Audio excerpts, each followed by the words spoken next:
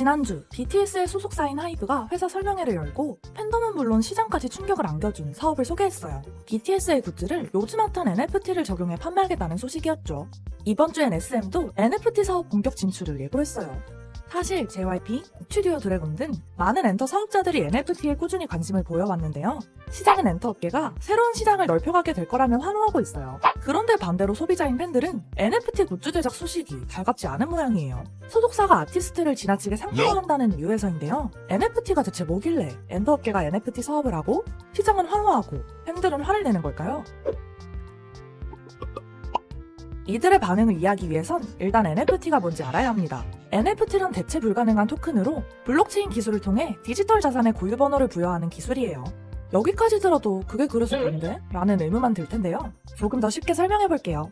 디지털 세상에서는 무엇이든 복제가 너무 쉬워요. 컨트롤 C, 컨트롤 V만 있으면 모든 걸 다 복제할 수 있죠. 글도, 사진도, 음악도, 영상도요. 복제하는 과정에서 이게 복제품이라는 흔적이 남지도 않고요. 원본과 100% 일치하죠. 그래서 디지털 세상의 자산들은 그 가치가 매우 낮아요. 복사금지 설정해놔도 스크린 캡처하면 다 긁어갈 수 있잖아요.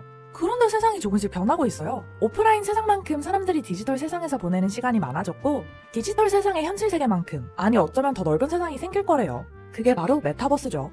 현실 세계만큼 정교한 디지털 세상을 구축하려고 보니까 한 가지 찝찝한 게 있어요. 메타버스에서 내가 아이템을 하나 샀는데 다른 사람이 와서 복사해 간다면? 디지털 세상에서는 그 어떤 것도 복제가 가능하기 때문에 가치를 부여하기 애매해요. 그래서 NFT가 탄생한 거예요. 디지털 세상 속 자산의 고유번호를 부여하고 그 자산이 아무리 복제되더라도 원본은 하나라는 걸 증명하고 또 그 원본이 누구의 소유인지를 확실히 하기 위해서죠.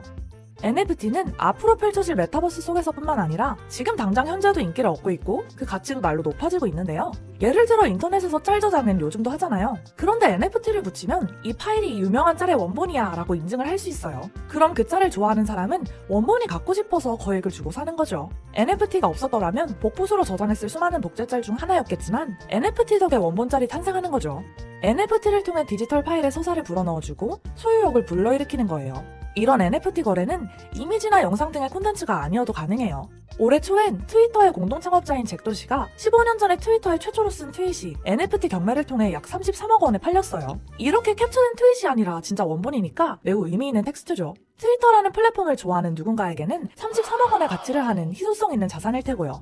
이런 이유에서 국내는 물론 전 세계적으로 NFT 거래가 활발하게 이루어지고 있는데요. 디지털 자산을 소유하는 데 그치는 게 아니라 높은 수익률을 기대할 수 있는 투자 자산이 될 수 있기 때문이죠. 이에 맞춰 덩달아 가치가 높아지고 있는 게 있어요. 바로 NFT를 사고 팔 수 있는 코인들이죠. NFT는 현금으로 거래되는 게 아니라 가상화폐를 이용해서 사고 파는데요. 그래서 NFT 거래가 가능한 코인들의 가격이 급등하고 있어요. 이렇게 메타버스를 비롯한 NFT 산업이 커지고 있는 와중에 하이브가 NFT에 진출하겠다고 하니 시장이 환호하면서 주가 상승으로 이어진 거죠. 최근 주식시장에서 주목하는 산업 중 하나가 메타버스거든요.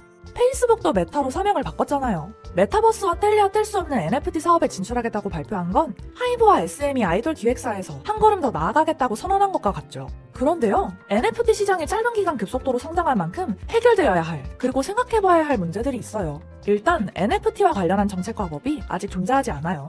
가장 기본이라고 할 수 있는 NFT의 재산권 인정 기준과 범위조차 법적 기준이 없는 상태죠. 현재 NFT는 작품의 원본 증명서일 뿐 저작권까지 포함하지 않는데요. 즉, NFT를 샀다고 해도 해당 콘텐츠에 대한 독점적 사용은 불가능해요. 심지어 현실에서 별도로 저작권 거래가 이뤄질 경우 저작권법에 의해 사용권이 제한될 수도 있죠.